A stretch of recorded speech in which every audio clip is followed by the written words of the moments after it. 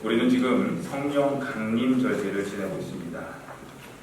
교회는 새로운 교회력이 시작하는 대강절 전까지 11월의 마지막 주에 대강절이 시작됩니다. 대강절은 주님의 오심을 기다리는 그 기간인데 성탄절 4주 전부터 대강절이 시작이 됩니다. 근데 그 전까지는 성령 강림 절기로 보내고 있습니다. 교회력은 이 기간에 있는 주일들을 성령 강림절 후 몇째 주일이라고 부르는데 오늘이 몇째 주일인지 혹시 아십니까? 오늘 주보에 써 있는데요. 바로 25번째 주일입니다. 다음 주 26번째 주일까지 하게 되면 성령 강림 주일이 이제 마치게 됩니다. 그리고 교회력은 이 긴 기간에 있는 26주 정도, 때로는 27주가 되기도 하는데 이 기간에 있는 주일들을 가리켜서 평상 주일들이라고 부르는데요. 영어로는 Ordinary Sunday라고 부르기도 합니다. 그렇게 부르는 이유는 그리스도인들이라면 날마다 보통의 매일매일의 삶들을 성령님과 동행하며 살아야 한다라는 깊은 뜻이 그 교회력에 담겨 있기 때문입니다. 그런데요, 성령님과 동행하는 삶이 이렇게 중요하다면 우리는 성령님이 누구신지에 대한 바른 이해가 있어야 합니다. 그래야 성령님과 동행하는 삶을 통해 참 기쁨과 복을 누릴 수 있기 때문입니다. 그렇다면 성령님은 어떤 분이십니까? 누군가 여러분들에게 성령님은 어떤 분이십니까? 내가 하나님은 알겠고 예수님도 내가 잘 아는데 성령님은 어떤 분이십니까? 라고 물어본다면 여러분들 뭐라고 대답하시겠습니까? 머릿속에 방언 그거 생각하세요? 뭐 생각하십니까? 성령님 하면 뭐가 생각나십니까? 먼저 결론적으로 말씀을 드리자면 성령님은 우리가 매우 친밀하게 생각해야 하는 존재이고 동시에 놀라운 능력을 우리들에게 삶에 베풀어 주시는 분이다라고 그렇게 정의할 수 있을 겁니다. 우리가 성령님을 잘 정의할 수는 없겠지만 이 이야기를 오늘 하려고 합니다. 그러므로 우리는 성령님과 동행하면서 성령님의 도우심을 힘입어 살아야만 합니다. 왜냐하면 그러한 삶이 풍성한 삶이고 승리의 삶이고 복된 삶이 되기 때문입니다. 그런데 많은 그리스도인들이 성령님에 대해서 오해를 하는 경우가 많은 것 같습니다. 하나님, 예수님 괜찮습니다. 성령님 하면 또 무슨 얘기를 하려고 하는 건가? 오늘도 성령님으로 충만한 교회 하니까 또 아마 여러분들 생각에 그런 오해들이 있으실 거예요. 저 목사가 또 무슨 얘기를 하려고 하는 건가? 뜨겁게 기도하고 통성으로 기도해야 된다. 그런 얘기 하려고 하는 건가? 라고 생각하실지도 모르겠습니다. 그런데 우리가 성령님에 대한 오해를 참 많이 하고 있습니다. 성령님을 신비하면서 첫째로 신비하면서 어떤 무서운 영적인 존재로만 생각할 때가 있습니다. 안 그러세요? 좀 더 쉽게 말하자면 무속신앙에서 말하는 귀신과도 같은 존재로 생각하기 쉽다라는 거예요. 사실 성령님에 대한 영어 표현만 보더라도 그런 오해를 하기 쉽다는 것을 알 수가 있습니다. 성령님을 영어로 표현할 때 Holy Spirit이라고 보통은 다 그렇게 쓰지만 어떤 교회들은 Holy Ghost라는 말을 표현할 때도 있습니다. 거룩하긴 하지만 Holy라는 말은 들어가지만 뒤에 Ghost라는 말을 쓰다 보니 그 Ghost라는 말 자체가 주는 이미지가 우리에게 있다라는 거죠. 이렇듯 고스트, 유령, 이 말 자체가 주는 그런 이미지 때문에 성령님을 우리에게 친밀하게 다가오는 한 분의 인격체로 보기보다는 영적인 신비한 존재요, 때로는 무서움의 대상으로 생각하기 쉽다라는 사실입니다. 우리가 예배해야 할 그런 인격체, 예수님과 동일한 분으로 생각하지 않고 어떤 신령하고 영적인 신비한 뭐가 성령님으로만 생각하는 경우가 너무나 많습니다.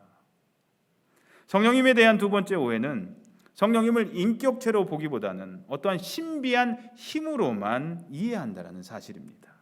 신비한 거 그걸로만 이해를 합니다. 성령님을. 그래서 성령을 받으면 어떤 초자연적인 능력이 생기게 된다는 생각을 우리는 합니다.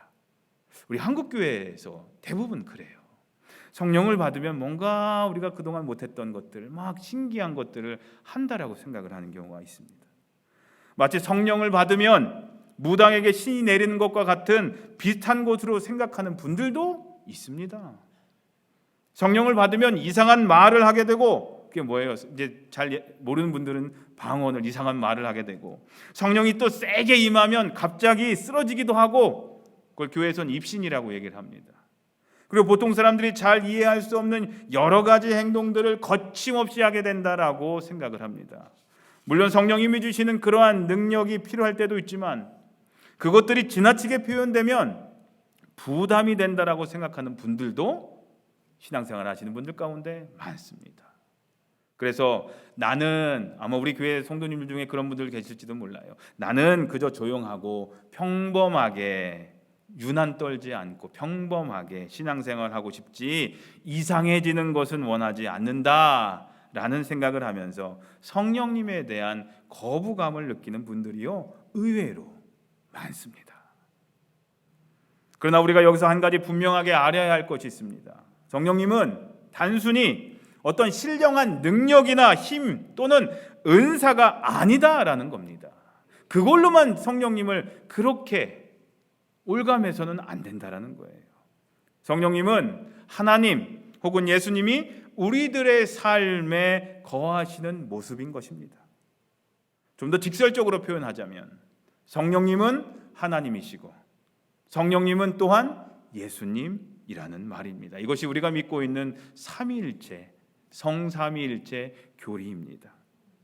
그리고 신령한 능력이나 힘 혹은 은사들은 바로 그 인격체이신 우리의 예배를 받으시기에 합당하신 성령님께서 우리 삶에 거하시게 될 때 자연히 나타나는 현상들인 겁니다. 그러므로 우리가 편의상 성령을 받아라 라는 말을 쓰기는 하지만 그 말은 정확한 표현이라고 볼 수 없을 겁니다. 왜냐하면 성령을 받아라 라는 말은 성령님을 어떤 능력이나 힘이나 은사로만 이해할 수 있게 만들기 때문입니다. 오해를 만들기 때문입니다. 그러므로 성령을 받아라 라는 말보다는 좀 더 정확한 표현은 성령님을 여러분의 삶에 모셔드리십시오 라고 해야 할 것입니다. 한번 따라해 보실까요? 성령님을 여러분의 삶에 모셔드리십시오. 이렇게 표현을 해야 됩니다. 번역이 잘못된 겁니다. 그리고 그 말은 곧 예수님을 여러분의 삶에 모셔드리십시오라는 말과 같은 말인 것입니다. 그리고 성령 충만 받아라 라는 말은 성령님을 여러분의 삶에 모셔드리고 그분으로 하여금 여러분의 삶을 전적으로 주관하도록 하십시오라는 말과 같은 뜻인 것입니다.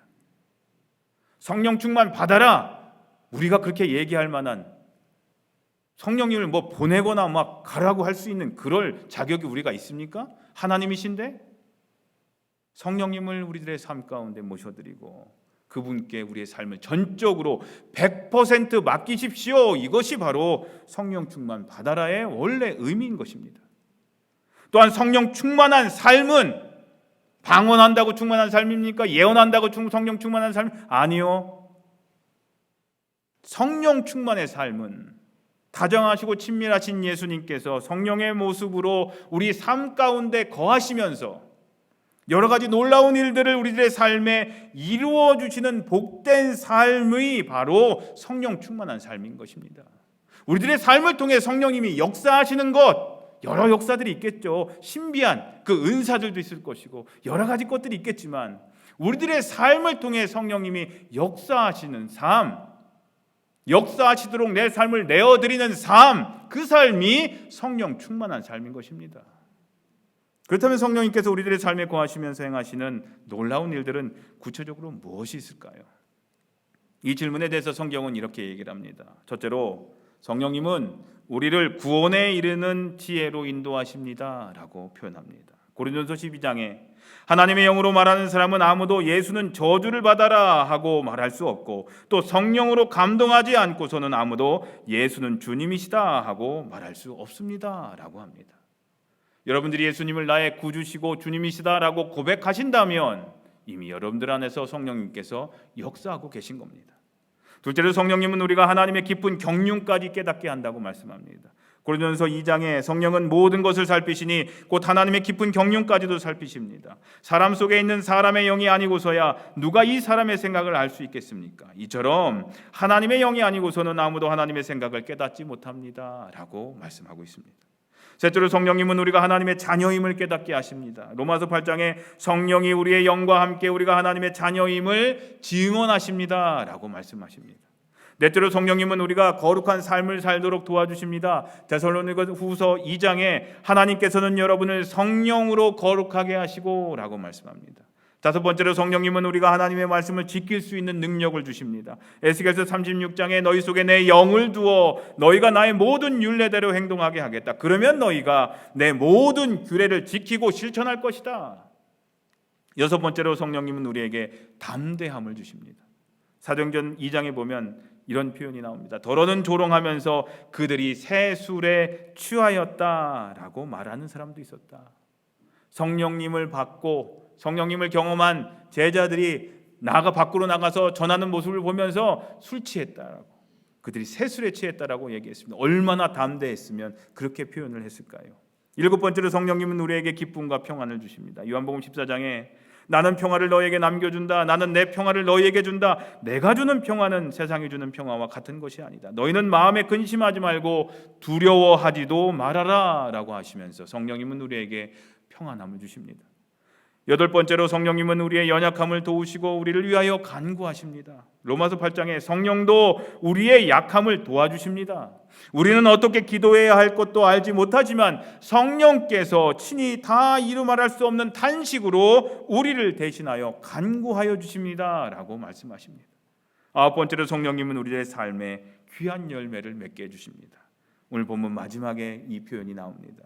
성령의 열매는 사랑과 기쁨과 평화와 인내와 친절과 선함과 신실과 온유와 절제입니다. 이런 것들을 금할 법은 없습니다 라고 표현합니다. 이렇듯 성령님께서 우리들의 삶에 거하시면서 행해 주시는 일들을 살펴보면 성령님이 얼마나 귀한 존재인지를 깨닫게 될 것입니다. 성령님은 우리가 지혜로운 그리스도인, 능력 있는 그리스도인, 기쁨이 충만한 그리스도인, 말씀 안에 거하는 그리스도인, 성결한 삶을 사는 그리스도인, 성령의 귀한 열매들을 맺으며 살게 되는 그리스도인, 그래서 하나님과 사람에게서 은총과 귀히 여김을 받는 그리스도인이 되게 해주신다라는 겁니다. 그것이 바로 성령님께서 우리들의 삶에 거하게 되실 때 우리가 경험할 수 있게 되는 일인 것입니다. 저는 성령님께서 우리들의 삶 가운데 행해 주시는 이 귀한 능력들을 정확한 표현은 아니겠지만, 정확한 비유는 아니겠지만 셀폰에 내려받아서 사용하고 있는 어플리케이션, 이 앱에 비유하여 생각해 봤습니다. 제가 사용하고 있는 스마트폰 안에서도, 셀폰 안에서도 여러 가지 어플리케이션, 이 앱들이 깔려 있습니다. 모두 유용한 것들입니다. 놀라운 기능들을 가지고 있습니다. 여러분들도 아마 전화기를 보시면 네모나게 되어 있는, 누르면 그 프로그램이 시작이 되잖아요. 그게 이제 앱이라고도 하고 어플리케이션이라고도 하는데, 운전하시는 분들은 제일 많이 사용하시는 것 중에 구글 맵이라는 게 있습니다. 구글 맵 안 깔려 계신 분들은 없으실 거예요. 주소만 치면 어디든지 갈 수가 있습니다. 다 데리고 갑니다. 교통이 막히면 다른 길을 찾아서라도 가게 해주는 유용한 애플리케이션이죠. 구글 트랜슬레이트이 있습니다. 어느 나라에 가든 간단한 의사소통 정도는 구글 트랜슬레이트를 통해서 할 수가 있습니다. 통역도 해줍니다. 번역도 해줍니다. 또 아무도 여기 다 갖고 계신 게 있죠. 카카오톡. 얼마나 유용합니까? 옛날에는 전화카드 사용해가지고 전화카드에 있는 번호로 전화해가지고 연결해서 한국이랑 통화했잖아요. 또 거기 한국 번호 넣고 얼마나 복잡했습니까? 요즘은 어떻습니까? 몇 번만 누르면 한국하고 화상통화도 하고 다 합니다. 한국에서는 그 어플리케이션 하나로 택시도 타고 은행 일도 합니다. 못할 게 없는 세상이 됐죠. 성령 충만도 이와 같은 것들입니다. 우리들의 삶에 성령의 모습으로 거하고 계신 예수님은 능력에 한이 없으신 분이십니다. 예수님께서는 이 모든, 우리가 이 세상을 살아가면서 필요한 모든 능력의 앱이 있으신 분이 바로 우리 예수님이십니다. 우리가 사랑의 열매를 맺게 해주는 앱도 있습니다. 기쁨의 열매를 맺게 해주는 앱도 있습니다. 평화와 인내와 친절과 선함과 신실과 온유와 절제의 열매를 맺게 해주는 어플리케이션도 있습니다. 우리를 지혜롭게 해주는 어플리케이션도 있습니다. 하나님의 뜻을 깨닫게 해주는 신비로운 앱도 있고, 우리로 하여금 절망하지 않고 용기를 갖게 해주는 앱도 있고, 우리를 어떠한 상황에서든지 담대하게 만들어주는 앱, 우리를 평안하게 해주는 어플리케이션도 있습니다. 또한 우리들로 하여금 성결한 삶을 살면서 하나님의 뜻에 따라 살아갈 수 있는 능력을 주는 앱도 있으십니다. 하지만 스마트폰의 앱들은 다 다른 것이어서 다 따로따로 다운로드를 받아야 하지만 성령의 능력은 다 따로따로 일일이 내려받아야 하는 것은 아닙니다. 그 모든 능력을 가지신 예수님 한 분만을 우리 삶 가운데 모셔드리기만 하면 됩니다. 전화기 어플리케이션은 하나하나 눌러서 다 다운받아서 해야 되는데, 설치해야 되는데, 우리가 성령님으로 충만하려면 예수님 한 분만 모셔드리면 됩니다. 예수님을 우리 삶에 모실 뿐만 아니라 예수님께서 우리의 삶을 충만하게 지배하시도록 우리들의 삶을 내어드리기만 하면 되는 겁니다. 이것이 바로 성령 충만의 의미인 것입니다. 내 삶을 내어드리는 것, 내 삶을 완전히 사용하시도록 내어드리는 것, 맡기는 것, 그것이 바로 성령 충만한 삶인 것입니다. 그렇다면 어떻게 우리 안에서 성령님의 능력이 충만하게 나타날 수 있게 할 수 있을까요? 미국 찬송가 중에 제가 제일 좋아하는 찬송가가 있습니다. 이미 몇 차례 말씀드린 적도 있는데요. 한번 보실까요? 이 찬양인데 제가 한번 불러보겠습니다. Spirit of the Living God, fall afresh on me. Spirit of the Living God, fall afresh on me. Melt me, mold me, fill me and use me. Spirit of the living God, fall afresh on me. 한국말로도 불러볼게요. 살아계신 성령님, 날 새롭게 해. 살아계신 성령님, 날 새롭게 해.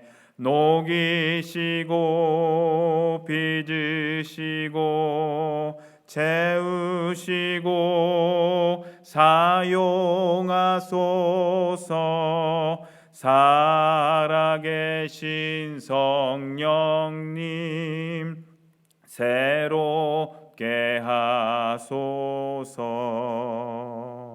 내 안에 이미 계신 성령님께서 날마다 새롭게 역사하시게 된다면, 역사하시게 하려면 먼저 내 안에 있는 옛사람의 것들을 다 녹여주시고, 우리가 옛사람을 여전히 갖고 있으면요 안 돼요. 다시 옛사람으로 돌아가요.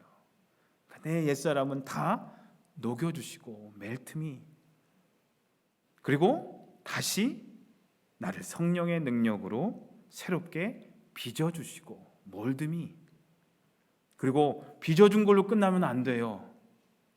내 안에 예수님의 그 놀라운 능력들로 채워주시고 필미, 그럼을 통해서 나를 하나님의 도구로 사용해 주십시오 라는 내용입니다.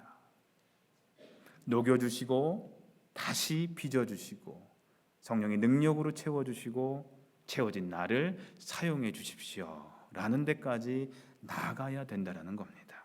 이것이 바로 우리 안에서 성령님의 능력이 충만하게 나타나게 하는 방법이고, 이것이 바로 성령님과 함께하는 삶을 살 때 누리게 되는 성도들의 특권이요 복인 것입니다.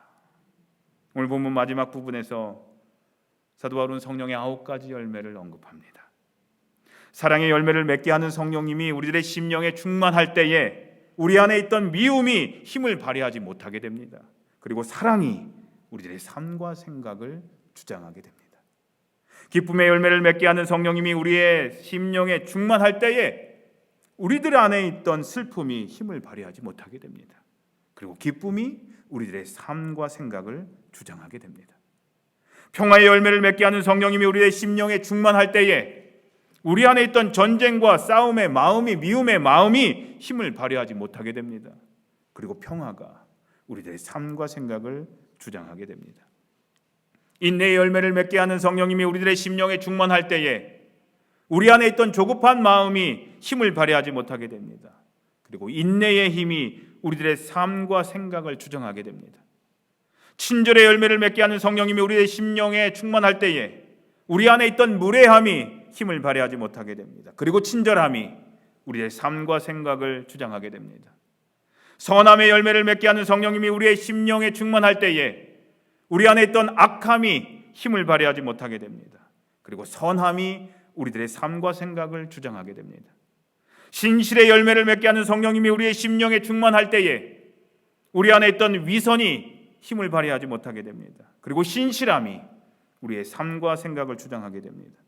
온유의 열매를 맺게 하는 성령님이 우리의 삶 가운데 심령에 충만할 때에 우리 안에 있던 난폭함이 힘을 발휘하지 못하게 됩니다. 그리고 온유함이 우리들의 삶과 생각을 주장하게 됩니다.